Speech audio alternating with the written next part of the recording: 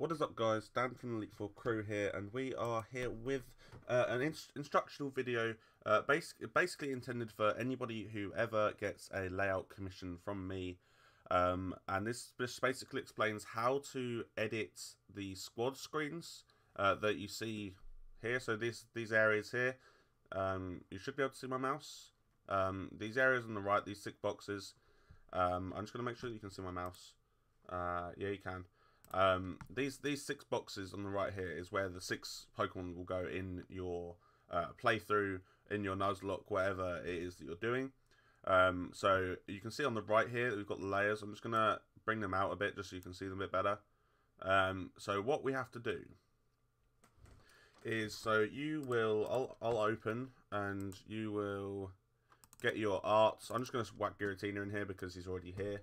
So you open him up and you just drag the file, the picture in.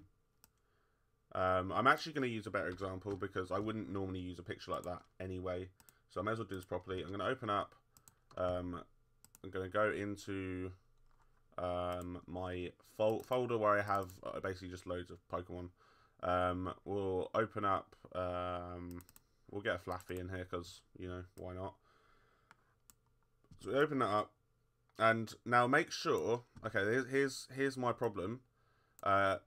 You see here, I've dragged it into the squad bit. But you can see that the picture isn't quite big enough. Now what you can do is either you can find a bigger picture, or you can expand the image ever so slightly. You don't want to be expanding it too much just because it will lower the overall quality, but you can see here that this is still okay. So now that I've got it kind of in the frame, I've put it, if you see here, in between the 2 layers. One says insert poke below, one says insert poke above. So I've put that layer 33, in between here on slot 1.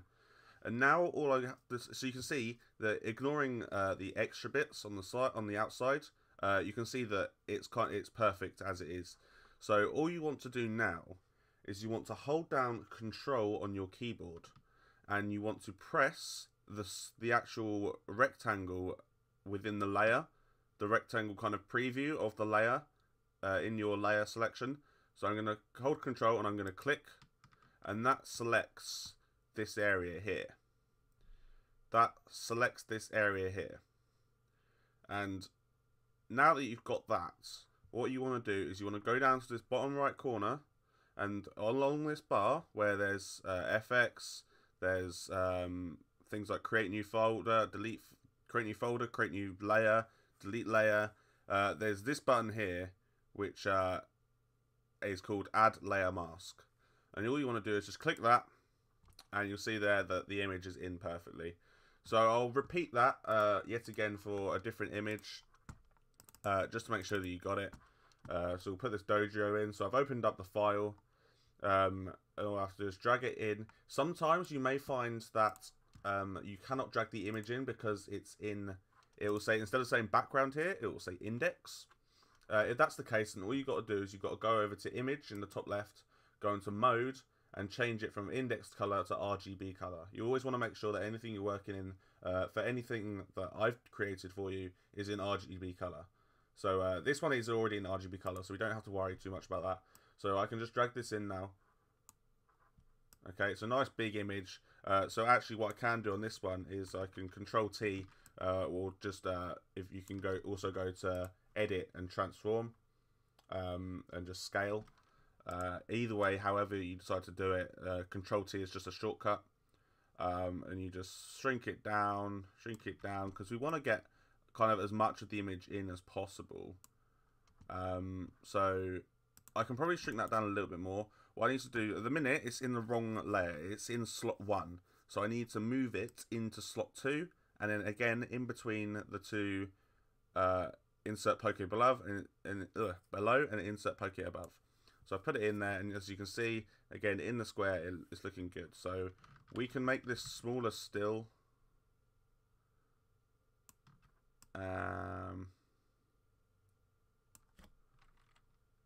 Yeah, okay, so that's actually alright. One thing you want to be careful of is not including the kind of circle of the Pokemon card if that's what you're going to use for artwork, which I would recommend.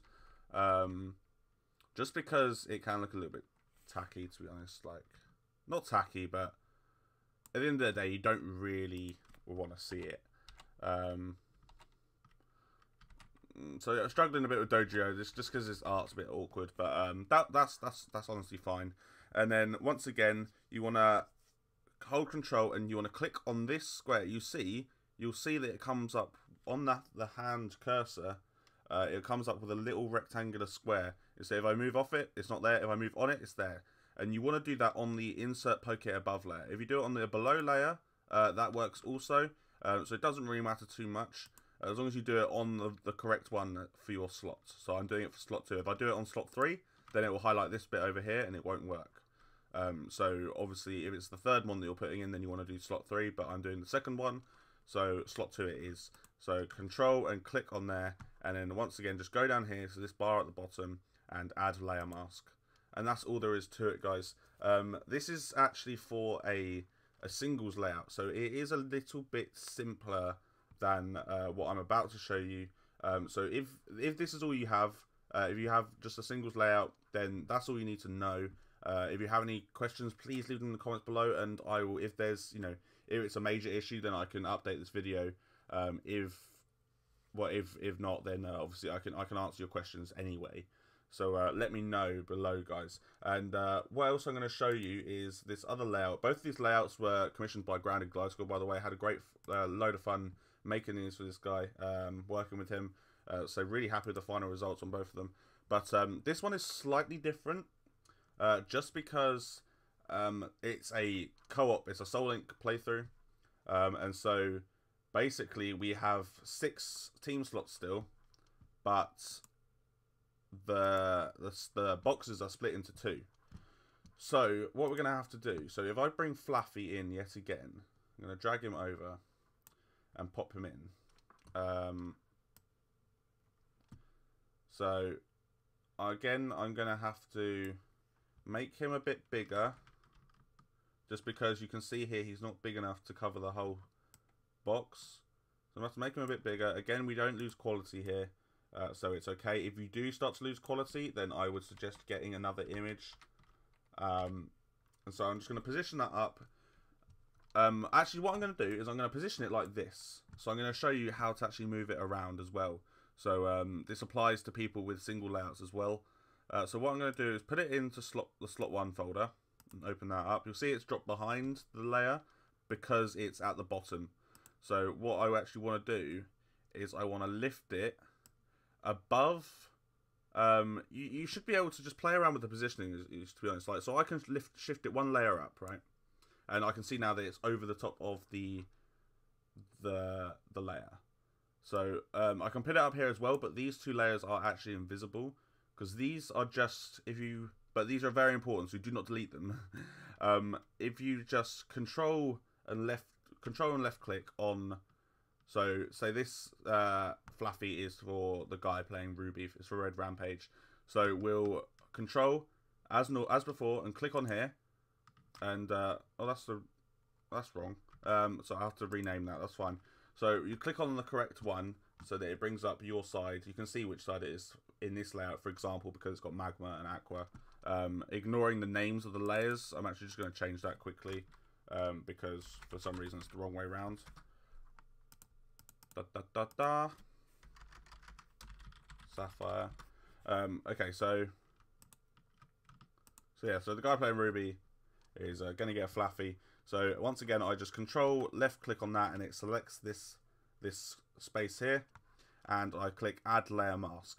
Now you can see, oh, I've chosen it on the wrong one. You have to make sure that the layer is highlighted, guys. You have to make sure that that layer is selected, the layer of the Mon. Make sure that this box is still there, and then you add layer mask, and there we go. Now you can see that it's not, the positioning of it isn't right. So what you can fix this really easily without going through those steps again. So all you have to do is there's this little chain link, or much like the Soul Link logo here, and all you have to do is click on the chain link, and you'll see it disappears. And this means that the layer is not bound to the layer mask. So now you have two options here. You can, well, I say two options.